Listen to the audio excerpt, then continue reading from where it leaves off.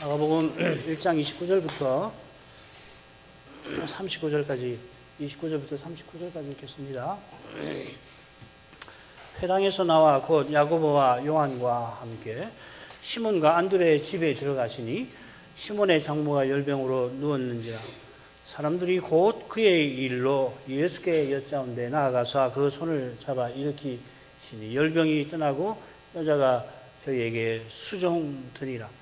처음으로 해 질 때에 모든 병자와 귀신 들린 자를 예수께 데려오니 온 동네가 문 앞에 모였더라. 예수께서 각색 병든 많은 사람을 고치시며 많은 귀신을 내어 쫓으시되 귀신이 자기를 알므로 그 말하는 것을 허락지 아니하시니라.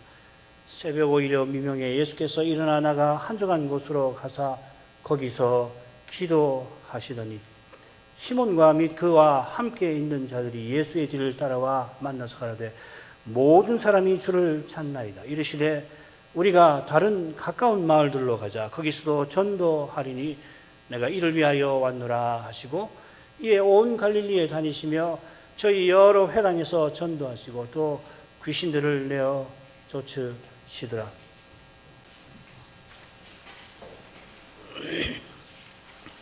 주님께서 네 제자를 데리고 가버나움에 들어가셨습니다. 가버나움을 갈릴리 사역의 본부로 삼으신 겁니다. 마가복음에 이 가버나움이라는 지명이 두 번 더 나오는데 둘 다 주님이 하나님 나라를 전파하신 후 집에 돌아가 쉬시는 장면입니다. 베드로와 안드레가 살던 집을 사역의 본부로 삼으신 것이죠. 그리고 곧 주님께서 안식일에 회당에 들어가서 하나님 나라 복음을 전하셨습니다. 어떠한 방식으로 이 복음을 전하셨을까? 이 누가복음을 보면 확인이 됩니다. 그 사건 목록을 보시면 누가복음 4장 16절부터 30절을 보면 나사렛 고향 사람들이 주님을 배척함이라는 사건이 있잖아요. 이 부분을 보면 주님이 회당에서 어떻게 복음을 전하셨는지 누가가 비교적 상세하게 그 과정을 적어놓고 있습니다. 주님께서 갈릴리 해변에서 네 제자 부르시기 전에 나사렛 고향을 방문하셨죠. 이 도표를 보시면 그 후에 네 제자를 부르셨으니까 안식일에 주님께서 회당에 들어가셔서 이 나사렛 회당에 들어가셔서 이 이사야서를 읽으십니다. 그 회당장이 두루마리를 내어드리고 펴서 이사야서를 읽으시죠. 그 예언이 주님에게서 성취되었다 알리십니다. 이 글이 오늘날 너희 귀에 응하였느니라. 지금 예수님이 말씀하시는 그 말 듣는 이 순간에 이사야의 예언이 이루어진 것이다 하셨거든요. 이와 같은 방식으로 가버나움에서 회당에서 메시아와 하나님 나라를 전하셨을 것입니다. 이 교훈에 사람들이 놀라웠습니다. 교훈하시는 주님께서 거룩하신 능력을 권세를 나타내신 까닭입니다. 그러자 곧 귀신 들린 사람이 회당에 있었습니다. 처음부터 거기 있었는지 나중에 들어왔는지 단정하기는 힘듭니다만은 마가 선생은 그러자 곧 그가 있었다고 기록을 하였는데 그 기록이나 또 귀신이 우리를 멸하러 왔나이까 소리 지르는 걸 보면 사단의 나라가 자기 임금인 사단의 시험을 이기신 예수님을 대적하려고 이 일을 벌인 것 같아요. 주님께서 잠잠하고 그 사람에게서 나오라 명령하시니 귀신이 복종합니다. 회당에 있던 모든 사람들이 이미 주님의 교훈에 놀랐다가 주님의 명령, 말씀, 귀신을 쫓아내는데 무슨 다른 어떤 활동을 하신 게 아니라 말씀으로 명하시니까 귀신이 복종합니다. 그게 또 놀라죠. 놀란 사람들이 권세 있는 새 교훈이라 합니다. 권세 있는 이적 혹은 행사, 역사, 활동이 아니라 권세 있는 교훈, 말씀이라 밝힙니다. 이 사람들이 당장에는 표적보다 말씀에 마음이 빼앗긴 것 같습니다만 그만큼 예수님의 그 교훈이 압도적이라는 것을 짐작할 수 있잖아요. 그러나 나사렛 고향 사람들과 별반 다르지 않을 것입니다. 예수님의 소문이 곧 온 갈릴리에 퍼졌습니다. 소문의 내용이 뭘까? 베드로 장모 열병 고치신 직후의 사건에서 우리가 확인하겠습니다. 그러면 29절 31절을 읽겠습니다. 회당에서 나와 곧 야고보와 요한과 함께 시몬과 안드레 집에 들어가시니 시몬의 장모가 열병에 누웠는지라. 사람들이 곧 그의 일로 예수께 여짜온데 나아가서 그 손을 잡아 일으키시니 열병이 떠나고 여자가 저에게 수종더니라. 29절은 그러자 곧 하고 시작합니다. 주님께서 회당에서 귀신을 쫓아내시고 사람들이 놀라자 곧 회당에서 나오셨습니다. 이는 주님께서 이제 베드로 장모의 열병 고쳐주시는 이 일이 방금 귀신 쫓아내신 그 일과 밀접히 붙어 있다고 마가가 암시하는 표현입니다. 시몬 장모의 열병 치유 표적이 마태복음에는 문둥병자 치유 표적과 백부장의 종 치유 표적 다음에 나옵니다. 8장이 나와요. 이거 기억하실 텐데 마가와 누가는 같은 순서로 나사렛 사건이 있고 그 다음에 귀신을 쫓아내시고 그 다음에 베드로 장모 열병을 고치신 순서로 기록이 되어 있습니다. 아울러 누가와 요한은 주님께서 귀신 쫓으신 사건 전에 가브나움에서 표적 행하신 것을 증언하지요. 그게 왕의 신하의 아들을 고치신 거 아니에요. 말씀으로. 가나에서 말씀으로 가브나움에 있는 왕의 신하의 아들, 죽어가는 아들을 살리신 거 아니에요. 마가가 귀신 쫓으신 표적을 먼저 기록한 뜻이 있는 거죠. 이 사건 몰라서 그런 게 아니라 그 사건 알지만은 그건 요한이 있었고 마가나 누가 특히 마가는 이 사건을 필두로 예수님의 치유 갈릴리에서 치유 사역을 시작했단 말이죠.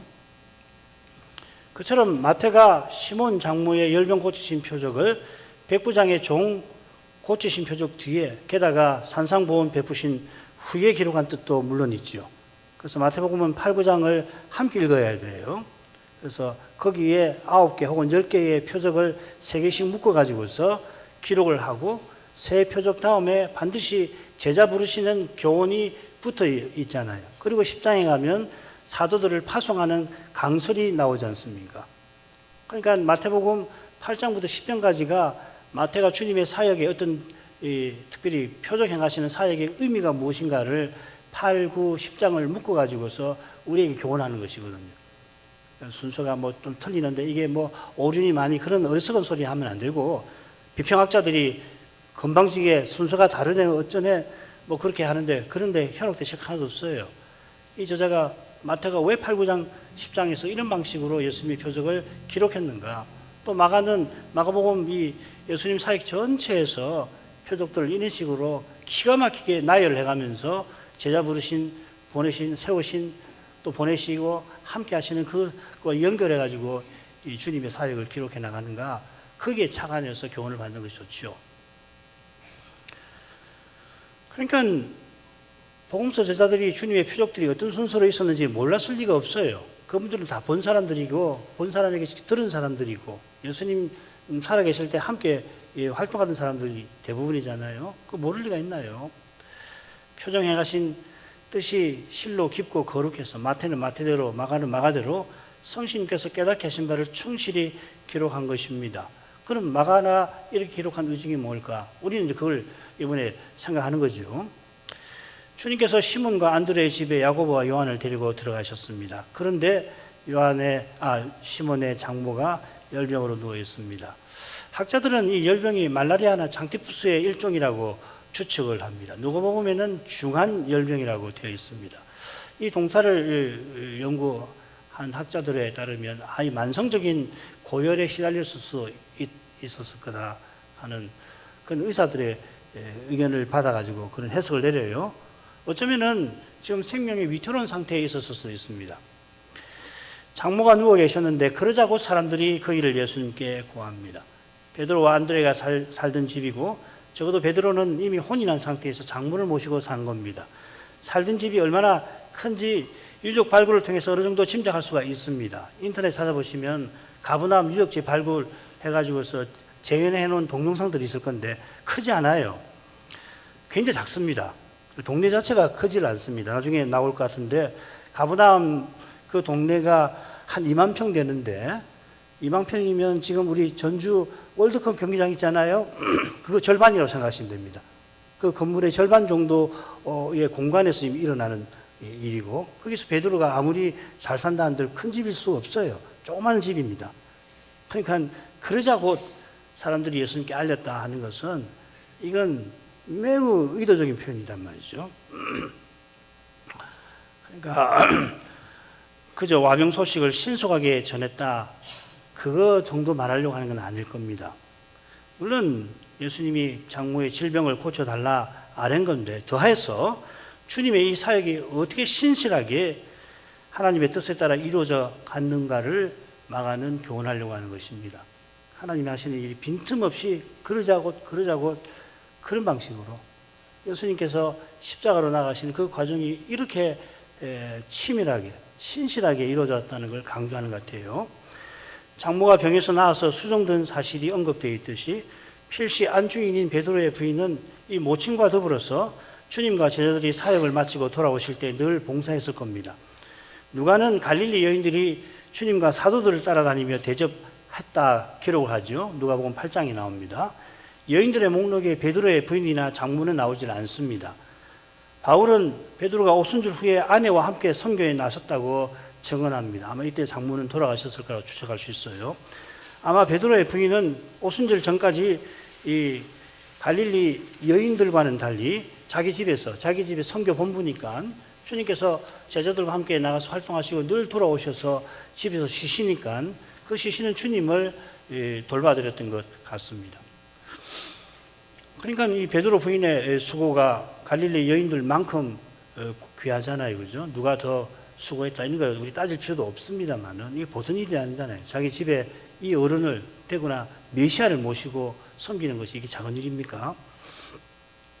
마르다를 보면 알 수 있죠, 그죠? 마르다가 얼마나 그 예수님 모시려고 이 힘을 썼는가. 그 요한복음에 나오잖아요. 근데 그 주님이 늘 베드로의 집에 오셨을 테니 이 부인의 수고가 얼마나 컸겠습니까? 우리 부인들께서 잘 아시겠죠. 함께 봉사하던 모친이 열병에 앓아 누울 뿐 아니라 이번에는 퍽 증세가 심각했던 것 같습니다. 따님과 제자들이 염려하는 것만큼 모친 자신이 주님을 섬기지 못하는 처지에 죄송했을 것 같아요. 게다가 생명을 잃을 수 있는 정도에 있다면 그 영혼이 크게 근심이 되었겠죠. 물론 이런 것은 다 추측에 불과합니다만은, 그러나 믿음의 길에서 주님의 인도를 받는 길에서 얼마든지 생각할 만한 것이고, 주님을 가까이하고 섬기는 데서 마주하는 장애와 방해만큼 참된 믿음에 괴롭고 슬픈 일도 없지 않아요. 얼마나 마음이 아파요. 믿음이 아니면 유기의 몸에 썩고 부끄럽고 약한 것들을 어떻게든 스스로 해결하려고 애쓰면서 그렇게 얻은 재물과 명예와 권력을 자기가 누리고 있다 생각하는 그만큼 거기서 보람과 기쁨과 의미를 발견하게 될 테고, 그러나 결국은 그 모든 것이 죽음 앞에서 허무하게 될 뿐 아니라 이미 누린다고 생각하지만 영혼은 죽기를 두려워하면서 죄의 권세에 굴복할 따름인 겁니다. 참된 믿음은 그리스도의 생명과 영광과 능력에서 참된 해답을 얻는데, 신비하게도 부활을 향하여 가는 그 길의 장애와 방해를 정직하게 마주하는 방식으로 채워가는 것입니다. 이 방식이 믿음의 고난이라는 겁니다. 베드로의 장모처럼 열병에 걸리면 주님을 섬기고자 해도 뜻대로 되질 않습니다. 열병에 걸린 것이 반드시 어떤 구체적인 죄 때문이 아닐 수 있는데도 신자도 연약한 인생이라 때때로 내가 그런 거 아닐까 근심하게도 되지요. 욥기 보면 그 친구들의 훈계처럼 대단한 죄를 지어 거듭 그가 재앙당한 것이 분명히 아닌데도 너무도 혹심한 정죄를 받을 때에 하나님이 나를 진노하시는구나 라고밖에 생각할 수 없었잖아요. 욥을 하나님이 진노하신 게 아니지 않습니까? 하나님께서 사랑하시는데도 인생은 약해서 그런 거예요. 현실이 너무나 괴로우니까, 도무지 이해할 수 없으니까. 욥의 아내가 남편과 똑같이 모든 자식과 많은 종과 모든 재산을 잃었는데도 남편의 호흡을 미워할 정도로 욥은 누구보다 큰 고난을 맛보았습니다. 이제 욥기 19장에 그 내용이 나와요. 아내가 이렇게 싫어할 정도니 뭐 다른 사람 말할 것 없잖아요. 이런 고난은 신자라도 받기 싫고 실은 보통 주시지도 않죠. 믿음의 길에서 주시는 고난은 무릇 감당할 만한 것이라고 하시는데, 이는 그리스도께서 함께 받아주시는 덕분입니다. 스스로는 감당하지 못합니다. 슬픔과 아픔을 믿음마저 뒤흔들 근심을 피할래야 피할 수가 없습니다. 이는 우리가 육의 몸을 입고 사는 것과 붙어 있지요. 무엇보다 꼭 하고 싶은 것을 하지 못하는 약함이 실로 사람을 힘들게 하는데 오늘날은 특별히 그런 것 같아요. 신자를 힘들게 하는 것이 바로 주님을 가까이 하고 섬기지 못하게 하는 그것 아니겠습니까? 이럴 때 실로 무서운 것은 인생이 스스로 그런 장애와 방해를 마주해서 이겨보려고 하는 그것과 붙어 있는 것이거든요. 사람이 해보려고 하는 거예요. 그러나 죽는 것마저도 주님의 손에 다 맡기는 것은 큰 은혜입니다. 사망아 너의 이김이 어디 있느냐 하고 사도처럼 고백하는 여기 부활 생명을 참으로 맛본 가장 생생한 실증이 있는 것입니다. 사망아 너의 이김이 어디 있느냐, 이 고백이 믿음의 고백인 거예요. 여기 해답이 있는 것이라고요. 이런 고백이 이르면은 틀림없이 죄와 죽음의 현실을 이길 수 있는 것이거든요. 이기게 하시는 거거든요. 그 고백 자체가. 그렇게 해서 죽으면 기꺼이 죽는 거예요. 그리고 그게 순교가 발생하는 거겠죠. 이런 은혜를 우리가 구해야 할 것입니다. 이런 은혜는 다른 데서 얻지 못해요. 그리스도를 전하는 말씀을 깨닫는 데서만 가능한 거라고.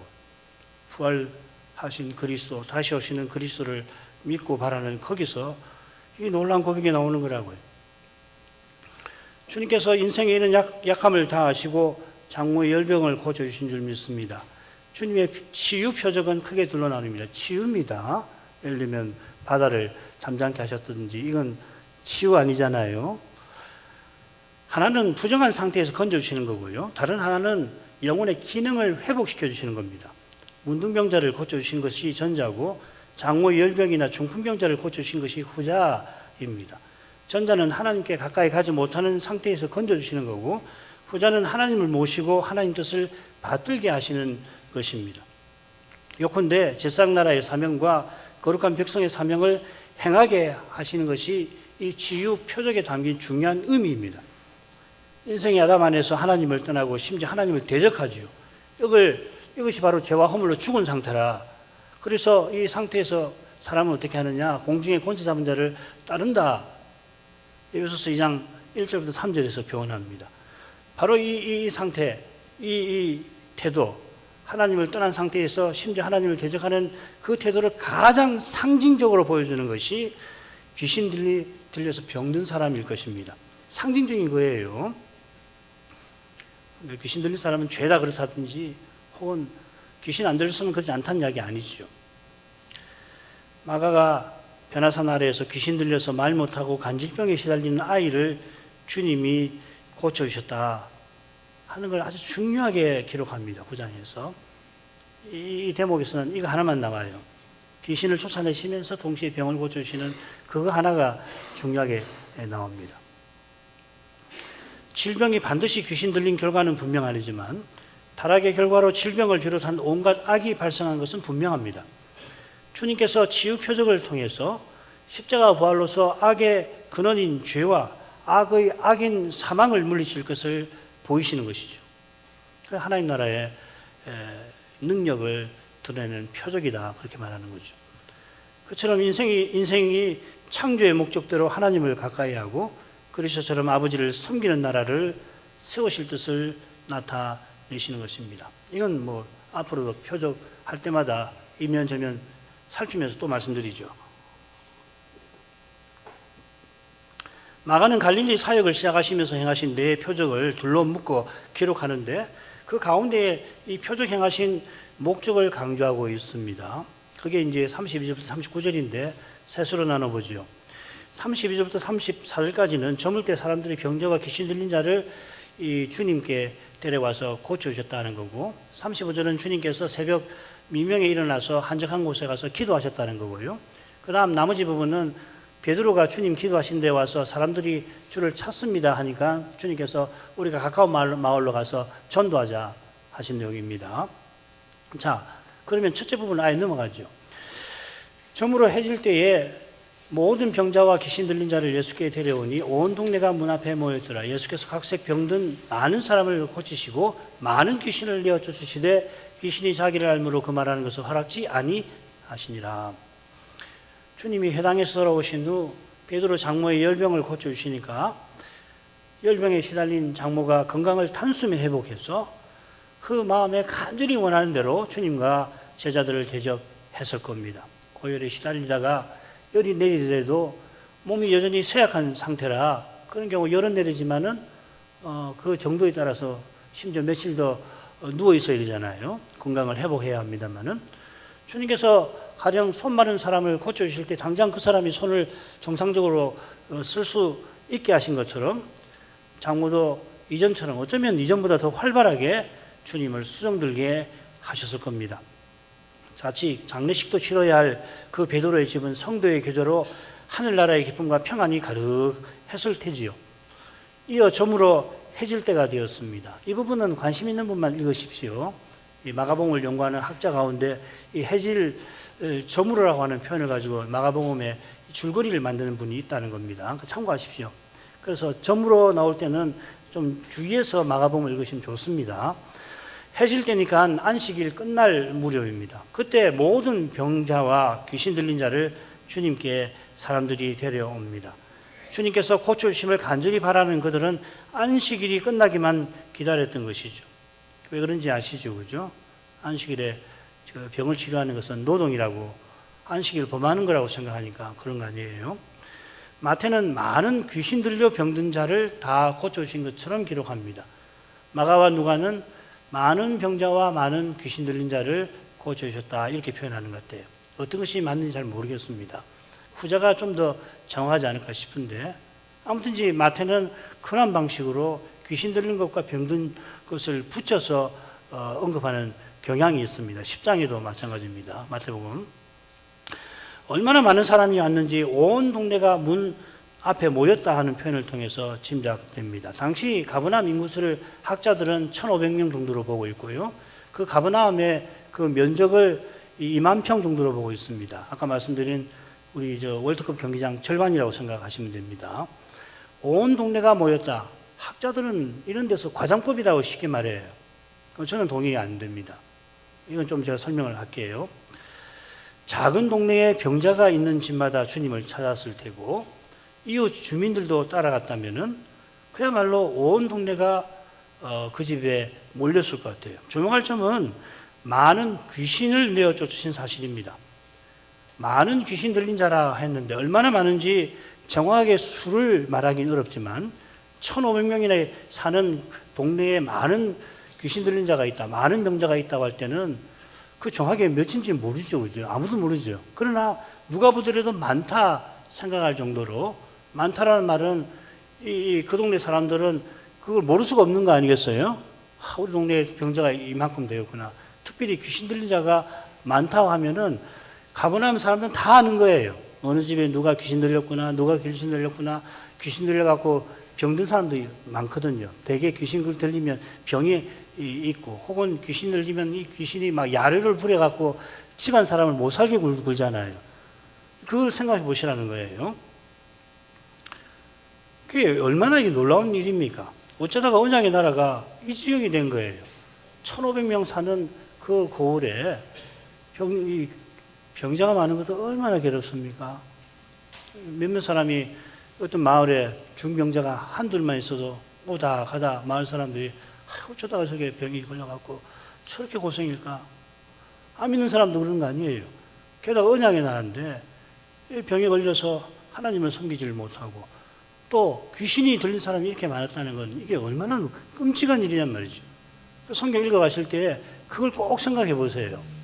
정경을 그리면서 읽어 보십시오. 귀신 들린 자가 한둘이었더라도 그 식구들이 귀신 들린 자를 주님께 데려가면 그러면 가버나움 주민치고 호기심 갖지 않은 이가 거의 없을 거고 현장에 따라가지 않을 이가 별로 없을 것 같아요. 1,500명 되는 마을, 우리도 시골 마을 사신 분들 기억나지만 예전에 시골 마을 같으면 옆집에 숟가락 몇 개인지 다 알잖아요.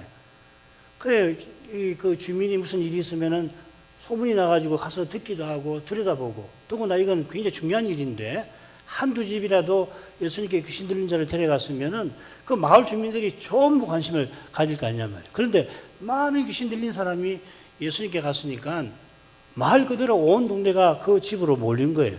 그리고 그 온 집에 모이는 게 어렵지 않아요. 월드컵 경기장 절반이 마을 전체라고 생각하면 바로 거기라고요. 베드로의 집이 그냥 걸어서 몇 분만 가면 다 있는 곳 아니에요. 그러니까 다 모인 거라고요. 근데 학자들은 과장법이라고 그래요. 성경을 과장했다는 거라고요, 마가가. 물론 과장법도 있습니다, 성경에. 근데 이건 과장법이라고 볼 수 없어요. 이건 깜짝 놀란 사건이라고요, 이게. 그죠? 이런 경험 아마 해보신 경험 없을 거예요. 마을에 살더라도. 예전에, 이건 뭐 조금 다릅니다만은, 예전에 굿하는 경우가 많았잖아요, 마을에. 그죠? 저희 사는 동네도 이 굿을 많이 했어요, 어릴 때는. 병을 낫게 하려고. 아이가 죽거나 병들거나 그러면 막 굿을 하는데, 그러면 뭐 동네가 다 몰려가서 구경하지 않습니까? 그거하고 차원이 다른 문제예요, 지금 벌어진 사건이.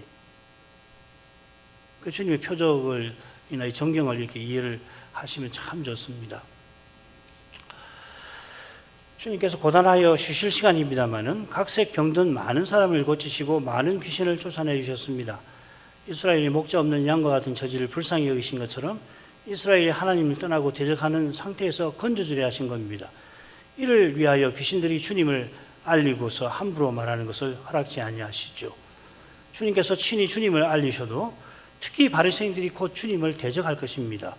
그 과정에서 예수님 십자가 가시는 길에 큰 장애와 방해가 얼마든지 발생을 하게 됩니다. 심지어 제자들도 주님의 길에 늘 같이 해도 주님의 길에 큰 장애를 놓게 되죠. 무엇보다 메시아 사역을 이루실 때 오직 성신을 예수님이 의지하십니다.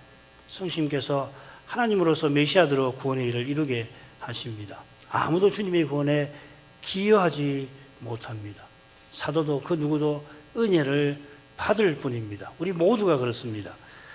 35절로 갑니다. 새벽 오히려 미명에 예수께서 일어나서 나가 한적한 곳으로 가서 거기서 기도하시더니, 마가 선생은 주님이 기도하신 시간을 섬세하게 기록합니다. 누가는 아주 간단하게 날이 밝았다 이렇게 되어 있습니다. 안식일이 끝나자마자 온 동네가 많은 병자와 귀신 들린 자를 데려왔으니까 주님이 일일이 손을 얹어 병자를 고치셨다고 누가는 기록해요. 말씀만 하셔도 병을 고치고 귀신을 쫓아내시는 분이니까 한꺼번에 그 모인 모든 병자를 한마디 말씀으로도 능히 고치실 수도 있습니다. 그렇게 하면은 우리 생각에는 메시아 능력을 훨씬 강력하게 드러내시는 것도 될 수 있잖아요. 그러나 주님께서는 우리 각각을 귀히 여기십니다. 지금 병자 고치실 때 그의 연약과 병을 짊어지시는 것과도 붙어 있습니다. 마태복음 8장 16, 17절이죠. 이 마태복음 8장 16, 17절 바로 앞에 베드로 장모 열병을 나서신 일이 기록이 되어 있고 이 말씀을 적어놨어요. 예수님이 병을 고치실 때에 능력으로 병을 내쫓으셨다. 물론 맞아요. 동시에 우리의 병을 짊어지셨다. 우리의 연약을 담당하셨다. 그렇게 되어 있습니다. 우리의 병으로 말미암은 연약, 슬픔, 괴로움 그걸 함께 겪어주신 거란 말이죠. 꼭 그걸 기억하셔야 됩니다. 하나님 나라의 능력이다. 귀한 능력이다. 표적이다. 어떤 의사도 고치지 못하는 그런 능력을 나타내셨다. 하나님의 능력을 맞습니다. 맞는데 동시에 마태는 이사야 53장을 인용하면서 우리의 질병을 짊어지셨다고 이야기하시는 거라고. 일일이 손을 얹으신 것처럼 십자가에서 우리 죄책을 담당하실 때도 우리 각각을 대신하셨지 택자 일반의 전체 죄책을 한 목에 지신 게 아닐 것입니다. 저는 이렇게 믿어요. 내가 지금 모든 죄의 책임을 주님이 나를 대신해서 다 담당해 주셨지. 예수님은 능력이 많으시고 그러니까 우리 모두의 얼마나 많아요 죄책을 한꺼번에 짊어지셨다. 말 맞기도 하지만 동시에 우리 각각을 대신해 주신 게 틀림없거든요. 그러니까 우리 각각은 예수님께 각각 다 귀한 존재예요. 그러니까 도매금처럼 사람을 대하지 않으신 거죠. 예수님께서는 지금 우리를 위해서 기도하실 때도 우리 각각을 위해서 기도하신다고 나는 믿어요. 주님의 사랑을 깨달을 때 큰 생각이 들잖아요. 어거스틴이 그랬죠. 하나님은 마치 세상에 나 혼자 있는 것처럼 나를 사랑하신다. 얼마나 하나님 사랑을 절실히 깨달았으면 그런 고백을 하거든요. 세상에 나 혼자 있는 것처럼 나를 사랑하신다. 세상에 달리 말하면 우리는요, 세상의 신자가 수천 수억 명이 되니까 하나님 사랑을 수천 수억으로 나누어서 그분의 일로 이해하지 않습니까? 천국도 여러분 그렇게 생각하게 되지 않아요? 거기 수천이 수억이 될 얼마가 될지 말하는 많은 신자들이 함께 있을 텐데 그 모든 사람이 하나님 나라를 상속하면 수억 분의 1만큼 상속한다고 생각하지 않느냐 말이죠. 우리는 그런 사고방식에 젖어 있는데 그렇지 않을 겁니다. 마치 나 혼자 아들인 것처럼 그렇게 그 나라를 상속하게 하실 거예요. 영원한 나라라서 영원한 나라이기 때문에 얼마든지 그렇게 해야 될 거라고. 지금도 마찬가지예요. 주님이 내가 대체 뭐라고 나 같은 자를 주님이 이렇게 나를 사랑하시는가 그런 거 깨달으실 때 있잖아요. 어거스틴이 특별히 그걸 깨달았어요. 그러고서는 하나님은 마치 나 혼자 이 세상에 있는 것처럼 그렇게 나를 사랑하신다. 그분이 지금 나를 위해서 기도하실 때, 성신님이 내 안에서 기도하실 때 누구를 위해서 기도하겠습니까? 나를 위해서 연약해서 얼마큼 연약하냐면 마땅히 구할바를 구해야 할 때 마땅히 구할바를 알지 못할 만큼 연약한 게 우리거든요. 나거든요. 이를 위해서 성신님이 위해서 기도해 주시는 것처럼 하늘에서 그리스도께서 우리를 위해서 간구하실 때에 도매금으로 이 세상 전체 그리스도의 교회를 위해서 내가 기도합니다. 그럴 것 같지 않아요. 신비하죠.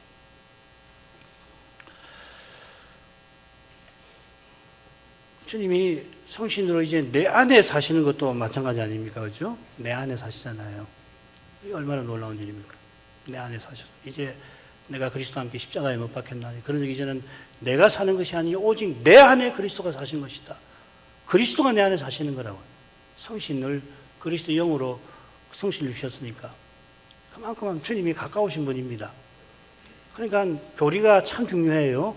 교리를 배울 때에 이 주님의 사랑을 늘 깨닫도록 힘써야 됩니다. 그러지 않으면 이 교리의 추상성 때문에 우리가 자꾸 이 추상적으로 생각을 한단 말이죠. 자, 그만하죠. 주님께서 한적한 곳으로 가서 기도하셨습니다. 얼마나 자주, 얼마나 간절히 기도하셨는지 누가복음을 보시거나 히브리서를 보시면 됩니다. 누가복음에 10번 정도 나와요.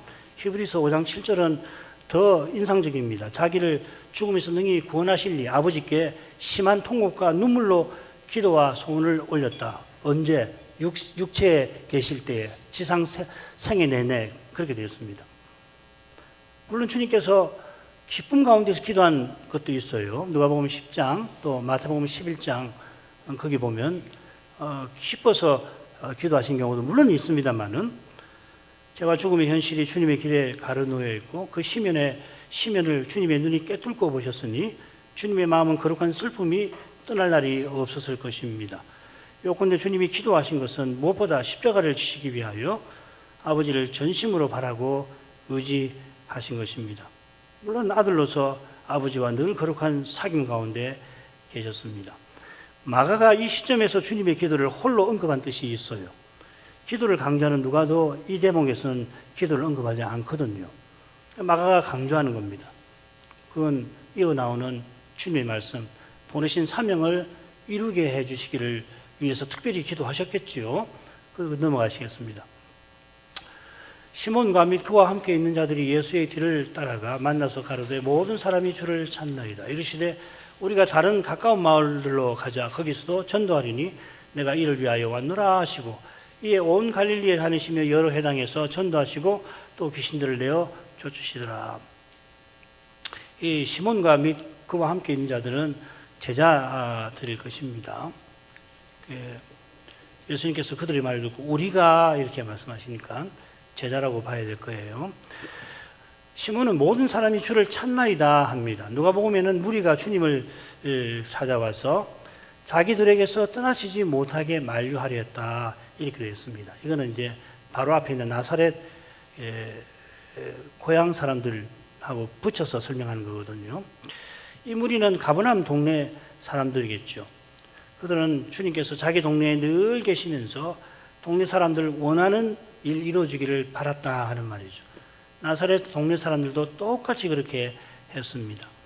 주님도 자기네 욕심 위에서 계셔야 한다 하는 그렇던 생각입니다. 시몬과 제자들도 이런 생각에서 다 벗어나지 못합니다. 그들보다는 훨씬 더 하나님 나라를 깨닫는 수준이 높지만은 근본에서는 이런 유혹에 제자들도 늘 시달리고 있는 거거든요. 우리도 마찬가지입니다. 이 생각이 바리새인의 누룩과 붙어 있고 이 누룩은 바리새인만 아니라 사두개인도 오염시켰습니다. 제자들도 주님이 주의하라고 하셨을 만큼 이 바리새인의 누룩에 오염되기가 너무 쉽습니다. 이 누룩은 바른 신앙 고백의 치명적인 위험입니다. 육신적 태도 아니에요, 그렇죠? 육신적 태도하고 바른 신앙, 오직 그리스도를 전부로 고백하는 이 고백하고는 대척적이잖아요. 항상 이게 갈등을 일으키는 거 아니에요.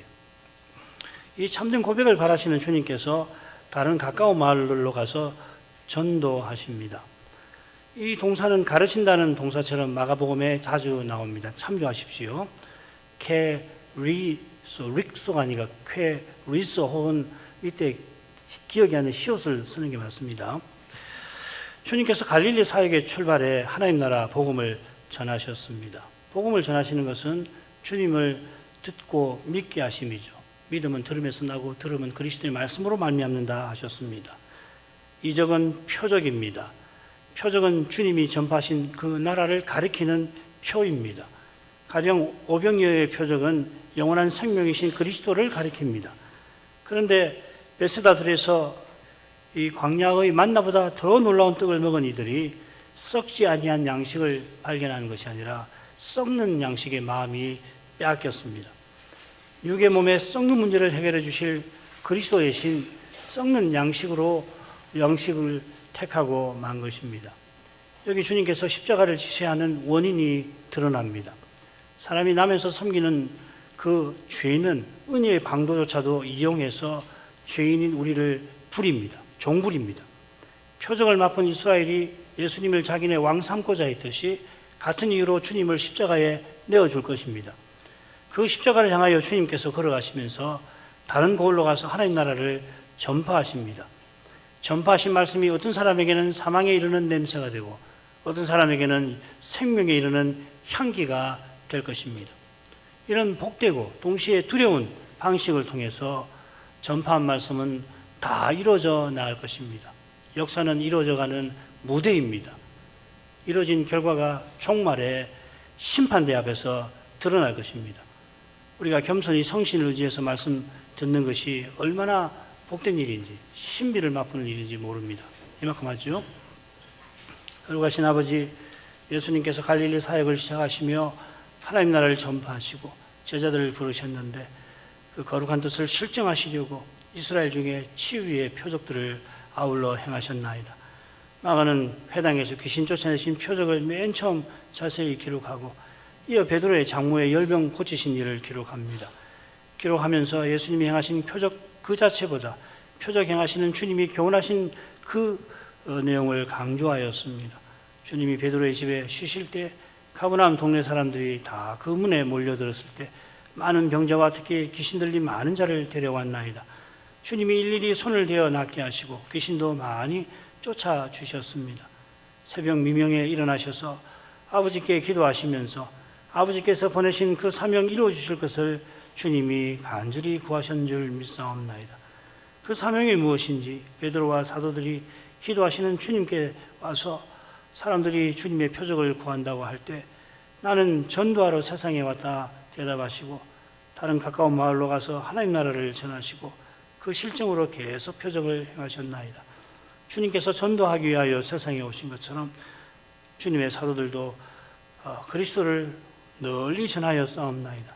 그들이 주님처럼 표적도 행하였지만 주님을 전하는 마음에 거기에 마음을 쏟았었는데 이는 구원 얻는 믿음이 들음에서 나고 들음은 그리스도의 말씀으로 말미암는 거기에 있사옵나이다. 이것이 어느 시대든지 중대한 진리일 뿐만 아니라 저 그리스도가 희한한 표적까지 행하며 위협하는 마지막 시대에 특별히 중대할 줄 믿사옵나이다. 이 시대의 교회의 중요한 특징과 사명이 무엇일까 잊지 말게 하여 주시옵소서. 그처럼 하나님은 말씀하신 그대로 친히 이루시오며 그리스도께서는 매주일 예배에서 이 말씀을 우리에게 전파하시오니 전파된 그 말씀이 반드시 이루어지게 되는 것을 기억하게 하옵소서. 예수님 이름으로 기도합니다. 아멘.